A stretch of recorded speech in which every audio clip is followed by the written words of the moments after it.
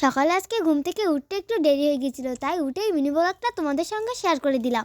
প্রথমে উঠে আমি আমার শীতের পোশাকগুলোকে পরে নিয়ে তারপরে চলে গেলাম বাইরে ব্রাশ করার উদ্দেশ্যে। এবার ব্রাশটাকে খোঁজাখুঁজি করে আমি ব্রাশটাকে পেয়ে গেলাম। তারপর ব্রাশে টুথপেস্ট লাগিয়ে আমি ব্রাশ করার উদ্দেশ্যে রান্নাঘরের দিকে চলে গেলাম, কারণ ব্রাশটা আমাকে ধুয়ে নিতে হবে। তারপর রান্নাঘরে গিয়ে আমি জলের বোতলটা নিয়ে ব্রাশটাকে ধুয়ে নিচ্ছি। তারপরে ব্রাশ করে ব্রাশটা করছিলাম, তখন মার সাথে একটু দেখা করে তারপর ব্রাশটা করে মুখটা ধুয়ে ফেলবো। এবার মুখটা বাইরে একটু দাঁড়িয়ে ব্রাশ করছিলাম, তারপর মুখটা ধুয়ে আমি চলে আসলাম চা করতে। তারপরে আমি চাটাকে করে নিলাম। আমি যেহেতু চাটা নতুনই বানাচ্ছি, এজন্য যেরকম হোক না কেন আমি সবাইকেই দিই। আর তারপরে চাটা বানানোর পরে ওতে চিনি যাবতীয় যত জিনিস আছে সবগুলোকে দিয়ে দিলাম। আমি যেহেতু গ্যাস জ্বালাতে পারি না, এই জন্য আমার দিদি পিছন থেকে আসতে সে গ্যাসটা ধরিয়ে আবার চলে গেল। তারপর চায়ের পাতি দিয়ে দিলাম 3 চামচ এবং চিনি দিয়ে আমি চাটাকে কমপ্লিট করে দিলাম। তারপরে দেখো এই যে চায়ে সব কিছু দিয়ে দিচ্ছি।